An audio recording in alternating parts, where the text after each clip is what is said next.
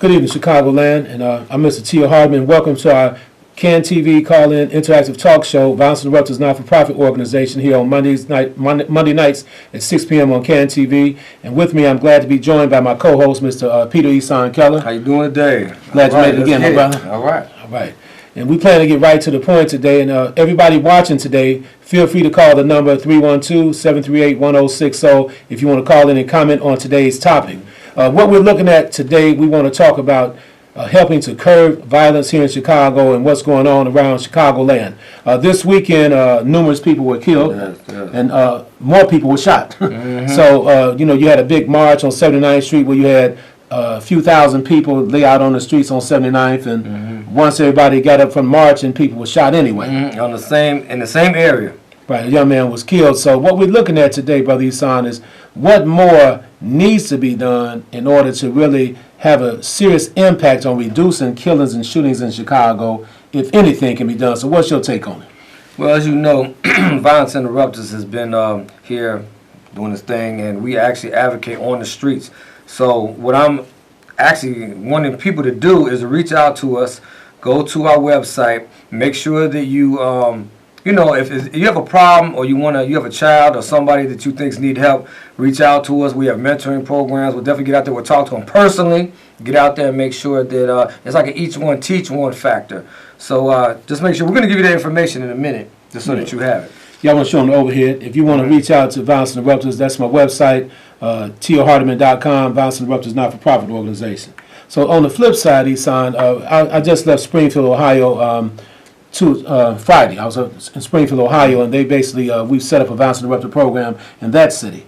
But they suffer from the same thing we struggle with here in Chicago, even though it's a smaller city or a town, but the levels of violence is just too high. It's unacceptable. Right. I posted on my Facebook page just yesterday where this young man from the down south area, he basically ordered a hit on a 9-month-old baby, man, and they killed the baby and shot 3 women that were trying to protect the baby. Right. In the process. What's in the thinking? I know we got a caller. We get to call in a second or two, but what's in the thought process of a guy that would put a hit on a 9-month-old baby? Right. I think a lot of times right now, with the economy the way it is, a lot of people are actually giving up without these jobs out here. People are losing hope. And so that's one thing we do as well. We help these people get out here, give them some type of jobs. We have contracts with a couple other organizations and franchises that know that these people may have X on their back, and we're hitting the streets with it. So if you do find out about any type of jobs, please get in touch with us so that we can push the information. Okay, so, good. We'll get some of these calls. I know the phone lines are blowing up. Caller, you're on the air. Go ahead. Yeah, I was just wondering, why can't either they declare, the government or whoever, declare martial law, say for instance in a place like Inglewood, or bring the National Guard and go house to house. If you have a license, fine. If you don't have a license, take the guns. Just stop the killing. And the greatest country in the world can't stop people in Inglewood from killing each other? I don't understand. Okay. Oh, that's a good question, Carl. You want to address that first? Yeah, thank you for your call. Basically, when it comes down to the National Guard, I don't really have a whole lot of commentary about that. I feel that people in the community should really wake up and organize and do everything in their power to stop the killing first. If the people in the community cannot stop it, then you have to call in for, additional resources. But I understand what the brother's saying, because for many, many years, Brother Isan, we've been talking about stopping the violence and slowing it down, which we do the best we can as violence interrupters, but we're not all over the place, okay? Our staff is not strong enough to do what we used to do, like citywide. And as a matter of fact, in 2013, when I was heading up ceasefire, homicides were down by 25% citywide. And in some of the communities in which we worked in, homicides were down like 80%. So we have a proven track record. All this is backed up, with data and everything. Correct. But the National Guard, I'm not sure if we're ready at that point right now. So what are your thoughts, bro? Well, it's a sad affair when you have to bring in the National Guard, because along with that comes FEMA, Federal Emergency Management Agency. And once that happens, by law, the president has no say-so anymore. So, caller, please, bear in mind that once that happens, it's not just going to be like, well, they're going to do it for Inglewood or these certain communities. Once you bring in a militia as such, it's going to have to be a very big president, something concerning. It's going to have to be to the point to where it's almost just drastically needed, where we can't even function without it. And it's, like I said, a sad state of affairs when we're not able to govern our own people, So let's think about that before we just start calling these National Guards. But I know these phone lines are blowing up, so let's get to another caller. Caller, you're on air. Good evening. I was the person many years ago was saying, if you remember my voice, I was the one to say bring in the National Guard. We don't need the National Guard right now because very shortly a lot of these police officers are going to have these cameras on them, and they're going to have to be held much more accountable. They won't be able to look the other way or give or be paid look away money no more because they are going to be much more accountable. We be able to see what they're doing, how they're doing. It's going to be a big change in policing when most of these police officers very shortly going to have these cameras. I made that comment about 5 years ago, and I think I've been right on the curve. It's going to be a big change when that happens, and it's going to get better. Thank you, bro. Yeah, also, I just want to address one other thing here. Over the weekend, a young lady that worked for the city of Chicago was shot and killed at a Starbucks on 35th and State Street. Right. That's right, a block away from the police department headquarters. The headquarters. So, you got issues. A lot of people just don't care. They see the person that they're after, they're going to just jump out and shoot them no matter who's around. That's really callous thinking, all right? Right. But the National Guard, like I say, going back to that particular discussion, I'm not sure if that's the route to go. It's just that African-American people, our disunity is really killing us. I think we have enough strong men and women out here that can address this issue of violence or tackle this issue, but it seems like we're too disorganized or disunified. We're not unified, in other words, to really address it hardcore. That's just my take on it because our ancestors, Esau, stood up for a strong cause when we were under the slavery conditions and everything. And even in the Dr. King, I wasn't around at this time, but I do a lot of research and reading about it. The reality is that we were under pressure and the people were more unified and they began to fight the system in different ways in order for us to be where we are today. Right. So that's what it's going to take, in my opinion. Right now, the violence has become the new, what you might say, Jim Crow, or the new dilemma that's facing the African American, the younger generation now. Okay. Correct. Yeah, I also believe that we sat up here as a city and put all these cameras up here, millions of dollars worth of camera technology on these posts in these so-called bad neighborhoods, and what are they doing? It's a sad day of affairs. Again, once you need these body cameras, all these murders are being done under these cameras, and yet there's no footage. And yet we can't get them to release the footage, and yet we're still going to court over footage. So it's this big deal with what is to be released and what's not to be released. I mean, who's really in charge of that? Well, my thing is to stop it before it happens. Therefore, nobody goes to the cemetery, nobody goes to jail. The reality of it is that I'm not anti-police. I want to make that clear. But I just don't think the police can really stop the killing in our community because it's been proven now. Anytime you have an increase in homicides every year, for the most part, give or take a few years, but one is too many. I mean, I know you can't be everywhere. You almost need a crystal ball in order to understand the real motives behind most of the homicides. People are shooting because of female issues. People are getting misunderstandings. We had a mother that gave her 13-year-old daughter a butcher knife to kill a 16-year-old girl, and when the girl killed the 16-year-old girl, she's like, I killed her. We got this mindset of violence that a lot of people think it's okay. It solves problems. Right, to hurt people. So retaliation, the spirit of retaliation, the spirit of trying to control the block out there, the spirit of trying to just be the tough man on the corner. Right. See, we got so many obstacles in our way that it's just hard to just pull it all together and just reduce it. But at the same time, we can make progress because our ancestors made a lot of progress. Which brings us to another point about the snitching.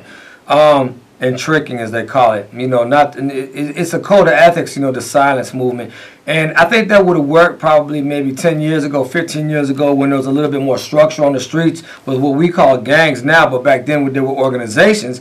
And, they made the kids go to school. And we're not advocating gangs at all or anything like that. But I will say with the older generation, there was more of a sense of spirituality. There's more sense of brotherhood, that people actually got together and did things like open, back to, after school programs, lunch programs, bookstores. So it was just the same. And also, you couldn't just be outside hanging outside. The other members would actually make you go to school. So there's that loss of community, when they started taking all the heads. And again, it's not advocating it, but I will say that the new generation has been bred to tell on each other when it comes to facing time. So now, if you're not facing time and you're getting a gun case, remember we talked about the gun syndrome too, where they're planting these guns or they want the kids to give them guns. Because remember, a lot of police officers move up in the ranks way quicker if they can get guns off the street. So what kids are doing, they're buying extra guns to be able to give them a gun so that they won't put more drugs on them. And these are the stories that we don't hear about. It's a type of thing that the police have known for a minute, and the kids know it. But there's got to be a mutual. There has to be someone that goes out here, not just us, but other people are going to have to stand up and get into the community and get the trust of the community. Okay. Well, I know these phone lines are blowing up, so let's get to another caller. Caller, you're on air. Yeah, I was just wondering if you all were aware of the statistics for how many black people are leaving the north side, the west side, and the south side. The numbers are like thousands every year leaving, and I was just wondering what you thought about that. Is there some design or some grand plan or something, master plan?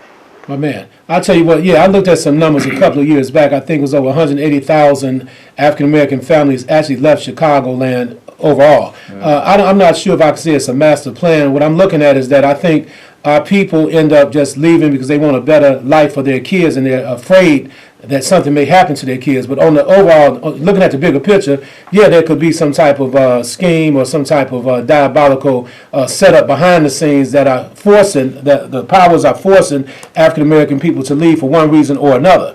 Just like Rahm Emanuel raised, income tax, the tax, the biggest tax increase in the history of Chicago when he was reelected. So that allows people to want to move out of Chicago as well. Along with the violence is really high. That's a situation also. So there could be some type of conspiracy in there, I believe, but I don't have concrete data to back it up. But there is a reason for a mass exodus of black folks out of Chicago, and everybody depends on the black vote to win office in Cook County and here in Chicago. So you might have a point there, caller. What are your thoughts? Well, I used to look at, a floor plan when I used to run Cabrini, Voices of Cabrini newspaper. And back in the 90s when it was implemented that they were going to get rid of Cabrini, along with all the other outline projects, it was stated because they wanted the city back. We hear this all the time, but I actually saw a floor plan of the city within 10 years.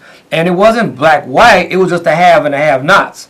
So either you had money or you didn't. So what's interesting is when they started giving these Section 8 vouchers to all the projects, Robert Taylor, Stateway, Hickory, Henry Horner's, The Village, Cabrini, all these different places, they made sure that they were planted further than the actual outside perimeter, which is, of course, Maywood, Harvey, Oak Park, all that. So they moved them in Indiana and Wisconsin. At that point, they were like a fish out of water. People didn't have anywhere to go. They were inside. They didn't know the neighborhoods. And I know a lot of people now to this day, thousands, that are not even in the city because they were moved because of them closing these projects, which held thousands and thousands of individuals. Okay, good. Yeah. So hopefully that answers your question, caller. We have another call. Let's take this next caller. Caller, you're online. Hi, I was calling because I'm a fellow teen, and I was wondering, what is your suggestions on getting the teenagers involved and help and stop the violence? What can we do to help? That's a good call. Well, first of all, young lady, I appreciate your call. The young people have to get involved with some of the community organizations in their area and do everything they can do to kind of promote peace amongst their peers, and by talking to some of your relatives first, because all of us have some relatives that might be involved in the street life, and that's where it starts at, because I don't want to put teenagers in harm's way. Because a lot of younger people may try to confront some of these guys out there involved in the shootings, and you might end up losing your life. So one way you can get involved is that you can go to my website, T.O. Hardiman. Let me put this over here up here for a minute. You can visit my website, and therefore you can contact me. That's tohardiman.com, and I can talk to you more about how we can get more young people involved. But I work with young people all the time across Chicagoland. As a matter of fact, right now on the west side of Chicago, I plan to organize a big activity over there with about 200 people to hit the streets at night with me, because around Adams and Lockwood in the Austin community, there's a lot of people, they've been shooting, but nobody's been hit as of yet, so there's a lot of animosity in the air. So we need people to walk the streets with us to try to resolve those beefs out there on the front end and stop it before somebody loses his or her life. But as far as the young people getting involved, we're going to do everything in our power to keep younger people involved. But in the meantime, just reach out to me if you can, and I'll have a plan for you on how young people can step up to the plate. Because what I do is I organize events for young people across the city all the time. And thank you. All right. Well, you know what? I think she made the biggest impact by just asking. Yeah, a lot of these young people are afraid to ask. I'm out in the streets daily, and a lot of people are actually kind of reluctant to ask because they know they need to be asking, but they don't want to seem like the oddball. But now, since we have my boy Lamont and a lot of younger brothers and sisters coming forward, it's actually people that are like all through the school system that are standing up and becoming a part of the movement. So, man, just keep going, sister. One thing I like about Tio is that he makes sure that we know these things and the other people to connect with. So later on, I'll be, mentioning a couple places that you can go. Okay, All good. right? We have another caller. All right. Caller. You're online, caller. Hi, yes. I'm just calling to, well, I'm sorry, let me start off by saying my name. This is Miss Wyatt, and I'm calling, inquiring about the police district scare street programs. And Hello? Say we lost the caller there, but maybe she'll call back because she was talking about the police program. We'll talk about that. But young people have got to, just stay close to your family, do the best you can to promote peace within your family first, and then you can promote peace beyond your family. Because too many times, the stories I've heard, how people try to get involved. See, let me be clear with everybody that's watching tonight. There's no way to mediate a conflict without confrontation. If you're not trained to deal with on-street level confrontation, you could get hurt out there, and it happens a lot. There was a story, a blast from the past. A guy was at a hotel downtown trying to intervene. Matter of fact, it was the McCormick place over there at the Hyatt. He was trying to intervene. We'll get the caller in a second. He was trying to intervene in two of his friends fighting, and he ended up getting shot in the head. So we had to be extremely careful. I'm very protective over the young people. That's just the way it is with me. So let's take this caller. Caller, you online? hi, yes, this Yes. is Miss Wyatt again. Okay. Somehow we got disconnected. Okay. But I was Beautiful. calling to inquire about the scare straight program that's supposed to be in some police districts. And I'm just inquiring, what does that program consist of? Okay. Okay. Well, Because yeah, go ahead. I mean, I have a child that's, he's obtaining some problems or whatever, and it seems like it's not aggressive enough. Okay. Or Okay. Well, and you know what? Let me say something real quick, to Ms. Wyatt. Thank you for that call, Ms. Wyatt. The biggest thing about the police stations is that though they give a lot of programs, I've known personally a lot of people that's gone through the programs, and it's just the classic case of if a drug user, you could bring a horse to water, but you can't make it drink. If that young individual, I understand the parents are so concerned, but there's been a bridge with the police and the people. And that's not saying that these programs aren't going to work, but just bear in mind that by taking your son or daughter to a police station, already a red flag is up. They're going to go in there with, especially if the young guy's from the streets. I'm just telling you, I'm keeping it real. He's going to feel a little bit, there's going to be a wall up.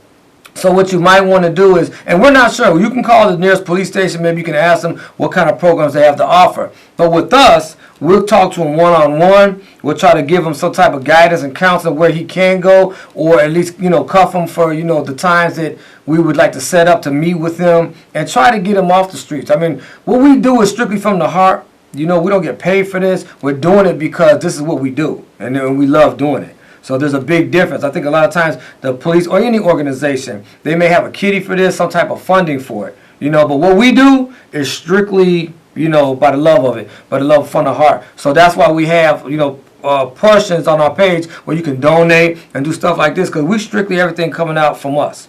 All right.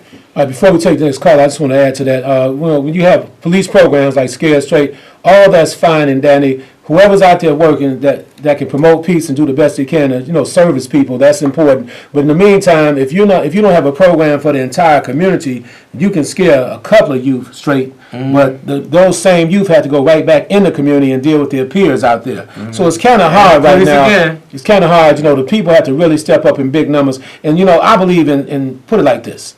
I'll cut through the chase for everybody viewing tonight. Again, we need about 1,000 men. I'm talking about strong individuals, not to go out here and preach to the young guys, to go out and hit the streets at night with us so that we can process a lot of the different conflicts that are going on on the streets out there and see if we can get these guys to put their guns down. And listen, if we can just stop the senseless killing, we can reduce homicides and shootings in Chicago. Self-defense, we understand. I'm not going to knock self-defense, but I'll say this much. The majority of these shootings can be prevented if people just knew they could talk to some people, because we've already mediated around 30-something conflicts. This year alone. Yeah, this year alone on the front end. So we're doing everything we can. And Advancing the Brothers, my organization now is starting to grow a lot more. We're starting to raise a few more funds here and there. So let's do what we can. So let us take another caller. Caller, you're online. Yeah, I was wondering if you all had heard anything about some of the drugs being sold on the streets are either contaminated or deliberately laced and causing some of the crazy behavior, like people killing each other on the expressway, people shooting a truck driver, which could kill lots of other people. I mean, what's the logic of that? Where's that coming from? Okay, that's actually a really good call, if I may. Go ahead. Yeah. You know what, caller? For years, there's been debate whether or not the powers that be have been infiltrating our communities. I would fully, and I'm not, again, we're not gonna push out any negativity, but it is well understood that when you want to keep a community down, you do what's necessary to keep it down. For one, when those freight trains come in, it's not by accident that the padlocks on the ones that could hold the guns are usually unlocked. I know I had people through the years that have gone through that, and they said it's really funny how the padlocks that are on the ones full of all the guns are unlocked. Also, let's get to the drugs. The drugs on the scene will always be there. If there's a hot drug spot that they know that they hit like over 1,000 people a day, why is it funny that those are the spots that always gets targeted with some type of lacing in it and someone dying? And our people are so stupid, the first thing they do is, ooh, it must be a bomb. Let's go get some more. So we have to be very careful with stuff like that. But that's a very pertinent call. The same thing with these shootings on the E-way. Why haven't they caught anybody? Just look at some of the things that are going on. And I think sometimes, like they say, if something's too good to be true, usually it is. It's almost like that. If you know kind of inside that it could be a possibility that it's coming from another source, then it usually is. Okay. Quickly, all drugs are contaminated. Let's not get that confused, okay? Yeah, that's right. When you're out there using drugs, anytime you take a chance to buy some marijuana, cocaine, or some dope or opiates, or whatever the case may be, all drugs are contaminated, without a doubt. Let's take another quick call before we have to wrap up in a couple more minutes. Caller, you on the air. You there, caller?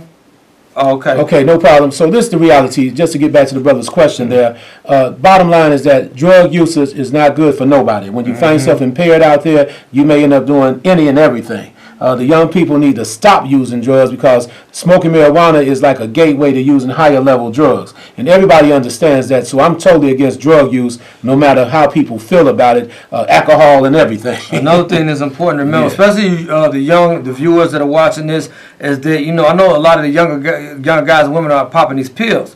And within the pills, the ecstasy is a bunch of everything. So, I mean, they have the uppers, the downers, different types of amphetamines, certain little traces of heroin, because they've actually broken these down to analyze them. So when you're talking about these hypes out here and, cracking jokes on them, that are some of moms and pops, remember that you're doing almost basically the same thing, just in a cute little pill form, maybe S on it or something, So just bear in mind of that. That's why a lot of times, and also the weed. The weed has been sprayed. Now, we know that, so, you guys just bear in mind, no drugs are good. You don't need it, to get high off life. That's first and foremost. All right, but... Right. And for those watching, you can call me directly, area code 773-391-9072. We plan to be here every Monday night at 6 p.m. on CAN TV, live interactive call-in television show. Tell your friends, your family members to call in, check us out. We plan to provide up-to-date information on everything that's going on in Chicagoland. But most important, all families need to understand it's your responsibility to work with your sons and daughters and make sure they're okay first, and then you begin to work with the extended community out there, citywide. Because Chicago appears to be under siege right now, and we have to do everything in our power to kind of reduce the levels of hostility and violence in Chicago. Once again, you can go to my website, also. That's tohardiman.com. And I'm proud to be here with my co-host, brother Peter Eson Keller. We've been working hard every step of the way. So helping to curb violence is important. Everybody needs help. But the Violence Interrupters program is not a police program. I want to make that clear. We're community leaders, and we're out there doing everything in our power to make things better. So Eson, on the closing note, you got about 10 seconds there, bro. Yeah, just wanted to say real quick that, a lot of people that deal with us, we do what we do all over the city, and we, network with like Friends for Life, Resource Center, Uline, WLON.us, and we just want to say we love y'all, and we'll see y'all out there, okay? Much love.